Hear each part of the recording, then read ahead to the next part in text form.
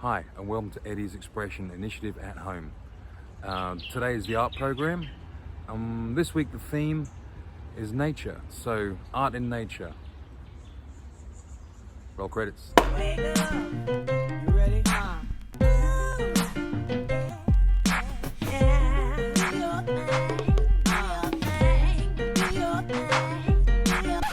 Just had a thought.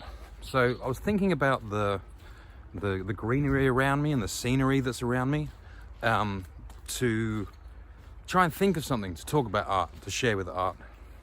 And I thought I'm overlooking something. I just realized it's not just what I'm looking at, it's what I'm listening to too.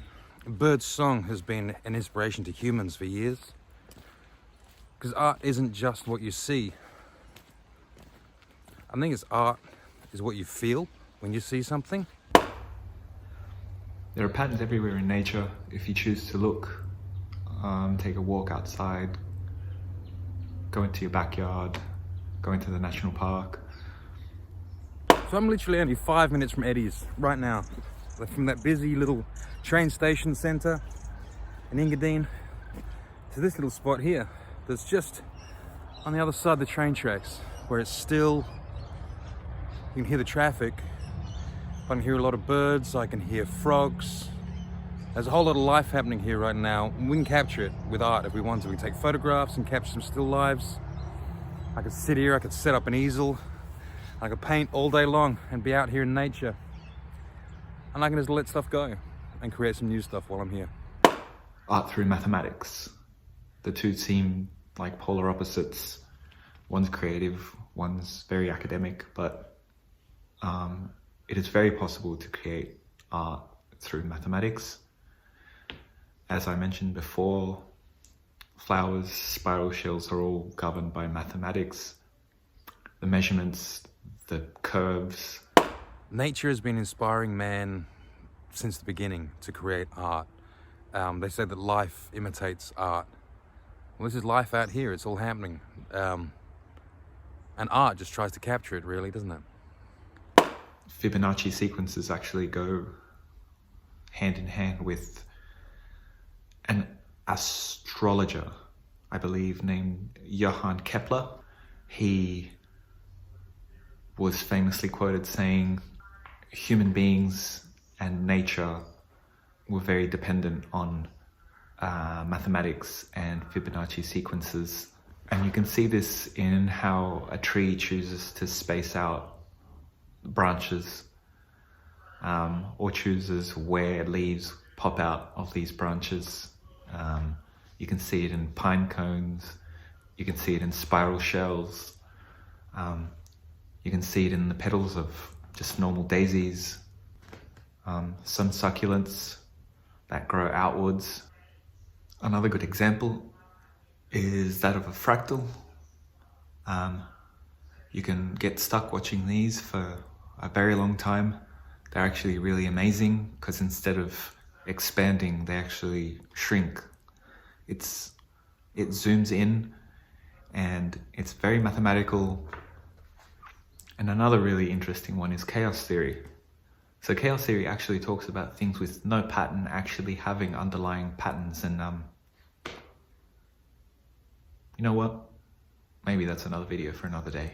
So sometimes nature takes over and creates its own art.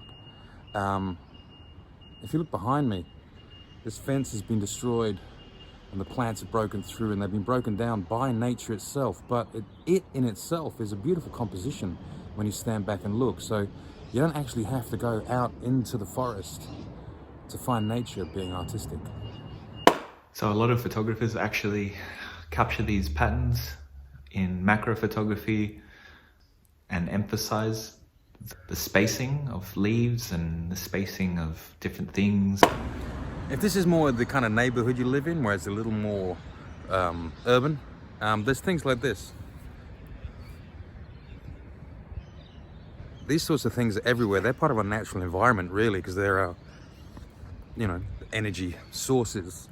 There's some really interesting work being done in New York by a guy at the moment, where he's adapting things that are taken for granted in your environment and changing them into more natural looking objects or cartoony kind of objects, just brightening up the neighborhood, just altering things like this sort of stuff. Check it out.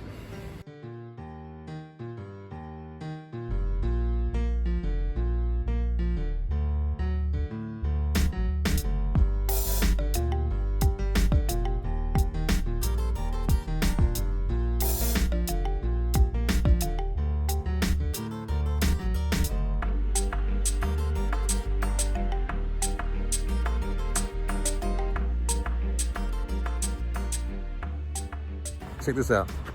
Guess where art and nature collide? At the florist. Of course, that's nature being made into art every day.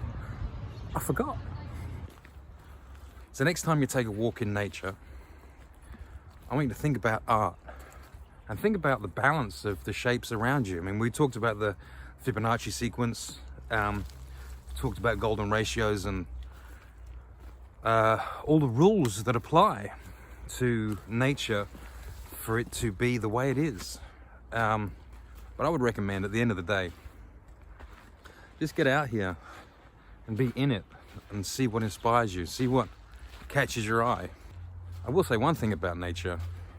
There's a lot of greens to choose from if you want to paint it. A lot of greens to choose from. So this week we want you guys to go out there. I want you to look around Engadine, Heathcote, whatever area you're in, and take some pictures of art or nature being artistic in your area. Let's call it accidental art. So naturally occurring stuff that catches your eye, just snap it, man. Take a photo of it, DM us.